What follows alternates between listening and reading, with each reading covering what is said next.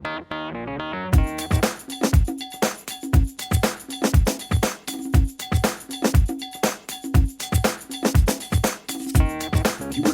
you were talking to somebody who was just starting out in ventriloquism or wanted to learn ventriloquism, what advice would you give them? Oh, it's harder today than it used to be, I think. It's harder to market yourself. People don't think of entertainers, banquet people and stuff. They don't think of hiring entertainers. You got to really push yourself in there. But are you talking about The art in general. the art in general? Yeah. Be original. You know what? Here's what you do. You go to the junior vent open mic, like today, and see that there were 8 kids up there, and every one of them did something totally original. Then you go to the senior open mic, is that what it's called? Mm-hmm. Open mic. And they all are borrowing material, they're doing old stuff, and very few of them come up with something totally original. Those kids were great, and that's what you have to do. Think outside the box, and it's not that difficult. Just think outside. Don't watch other people. Bob Jepson once told me that my magic, because I used a little comic magic in my act, he said that I did it differently than he'd ever seen it done before, and it made people laugh. And I said the reason is I've never seen magicians do the tricks I do, even though they all do them. I don't watch other magicians for that reason. I didn't want to copy anybody. I want to do it my way.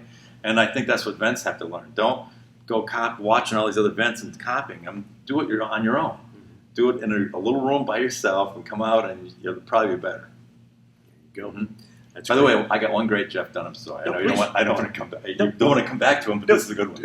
So he was in Sugar Babies, and at one time, and Jeff and I looked, even though I'm much older than he is, we both have mustaches. We both combed our hair the same way, and for some reason, we both wore blue sport coats and red ties or something. But we both looked very much alike, and I have photos of us side by side, and we look alike.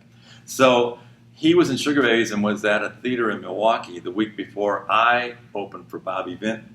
And when I got to the theater to check the sound check and lights and everything, the stage manager said, "Oh, you were just here a couple weeks ago." And I went, No, I wasn't. And by the way, Jeff used a little Jeff dummy way back then. He was in college, I think. And I have a little dummy that looks like me. So our two dummies, actually, little dummies looked alike because they both had little mustaches.